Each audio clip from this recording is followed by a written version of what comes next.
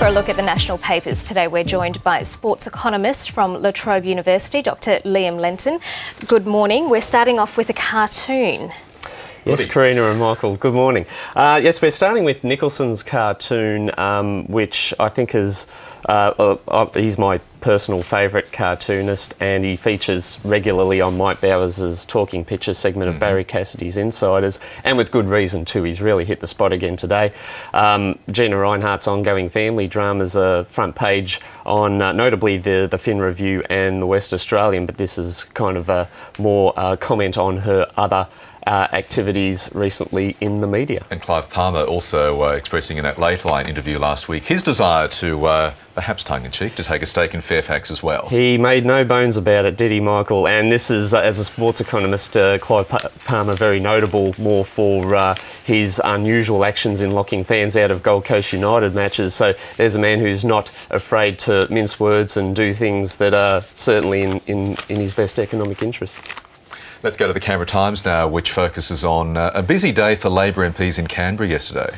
Busy day, yes, Michael, but by contrast, I guess a slow news day. If this is back on the front pages, I guess for some people that's not the attitude. But yes, certainly this Gillard-Rudd thing won't go away. And it turns out that a lot of the dailies are very divided on the tone that they're taking here.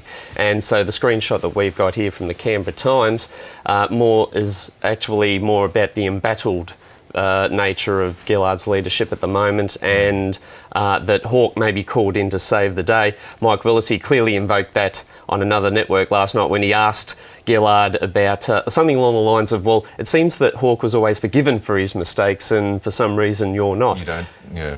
And yet other dailies such as The Age, as you mentioned before, more taking the view about the latest poll results, which were marginally more positive for her. Yeah, and Bob Hawke is still very much an icon and revered and respected by many Labor MPs. So his presence there at this Lodge barbecue last night would have been a shot in the arm at the very least for those Labor MPs, deeply despondent, regardless of this small fillip in the latest poll today, despondent about where the party's going. Yes, he's for a while there he wasn't making many media appearances, but certainly he's become a little bit more active lately, and certainly that will be the as you said, the fillip that many of those embattled MPs will feel. And someone like Bob Hawke, his presence, what kind of a difference can it make? Oh, I'm sure. Just Bob Hawke's an election-winning Prime Minister. He served for, 9 years? 8 years as Prime Minister. And he and Paul Keating are still, seen as essential Labor Party gods by a lot of newer Labor MPs. So you'd only think and hope that would rub off on some of the MPs of 2012. Yeah, so you certainly hope that they'll get that winning feeling from that combination who led them to 5 election victories. Let's go to Super Bowl now on The Australian. Yeah, rather unusual phenomenon in US TV, an event that it's well known a lot of people who watch it not actually for the event itself, but rather for the ads. And this piece by Simon Canning it's very much an industry look at how a lot of major companies who advertise on sports broadcasting will choose to launch their annual campaigns in this precise event too. And at $3.5 million US for a 30-second slot, no wonder why. And I think I saw something last night about Verizon's ad, which I think is a telecommunications company over there, and they've actually paid this amount of money for a 30-second spot, and it's actually really probably one of the most boring and bland ads that you could come across.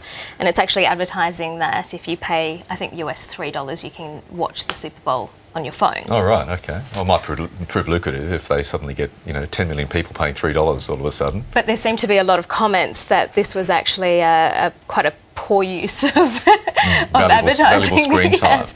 And they actually hadn't really been very creative, and that's one of the things that Super Bowl ads are known for, is their creativity. Yeah, well, I guess since there are so many people who tune in just to see the ads, if they're exposed to an ad that they don't find entertaining or funny or humorous in any way, then I guess it'll open it up to criticism. You got a tip?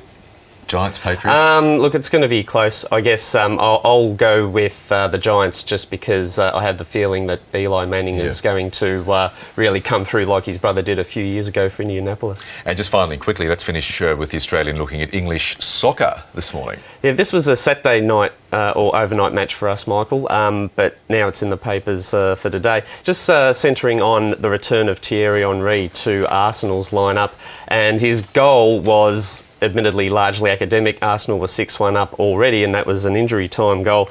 Robin van Persie had already scored a hat-trick. But look, the man is a champion, notwithstanding the views of any Irish fans out there.